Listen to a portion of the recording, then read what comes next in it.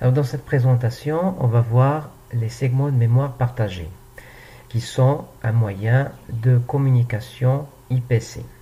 On aura besoin d'une clé externe et une fois le segment de mémoire partagé est créé, on aura une clé interne.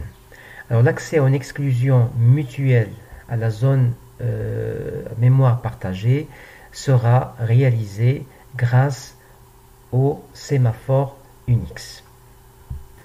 Alors il existe 4 appels système pour la gestion des segments de mémoire partagée.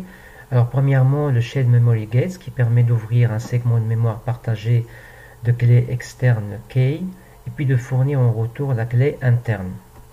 Ensuite, le size qui détermine la taille de la zone mémoire et puis le Shared Memory Flag qui indique les droits d'accès à la zone mémoire. Comme vous voyez ici dans le prototype, donc la clé interne et puis la taille de la mémoire et puis les droits d'accès. Ensuite, le deuxième appel système de Shared Memory Attach qui permet en fait d'attacher la mémoire partagée à une adresse virtuelle du processus. Si jamais on met nul, le système cherche une adresse virtuelle d'un processus non utilisé. Et puis le Shared Memory Flag indique un accès en lecture ou bien en lecture-écriture. Donc vous voyez ici le Shared Memory Attach avec les 3 éléments, le numéro interne de la mémoire partagée, l'adresse virtuelle du processus et puis les trois d'accès à la mémoire partagée. Le troisième appel système, c'est le Shared Memory Control et donc ça permet en fait de gérer la mémoire partagée avec des commandes comme ipcstat pour avoir des informations à partir de buff, comme par exemple ipc remove id qui permet de détruire le segment. Donc on voit ici dans le protocole alors le Shared Memory ID, puis la commande, et puis ici la structure qui contient des informations sur la mémoire partagée. Alors si on veut détacher la mémoire partagée de l'adresse virtuelle du processus, eh bien on utilise le quatrième appel système Shared Memory Detach.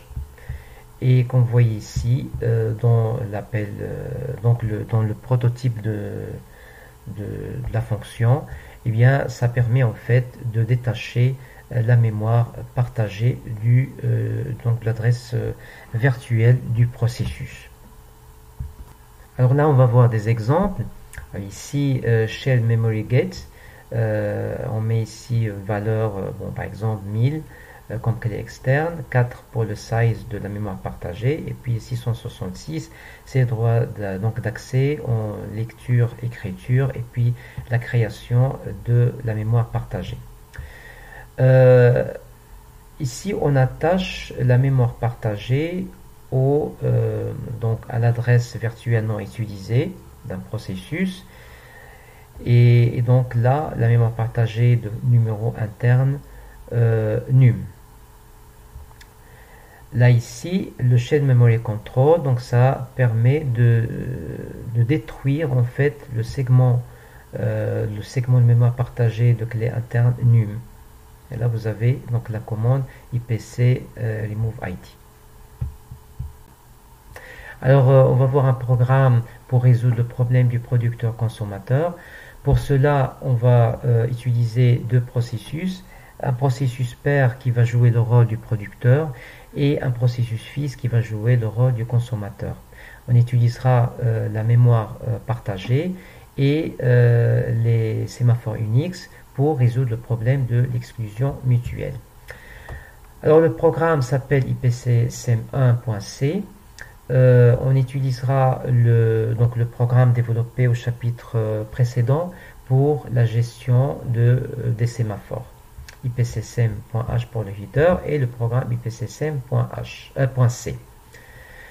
Alors, nous allons créer le tableau de sémaphore de clé externe 1000 et puis dedans vous aurez 2 sémaphores, Le premier intitulé livre, il est initialisé à 1, le deuxième intitulé occupé, initialisé à 0.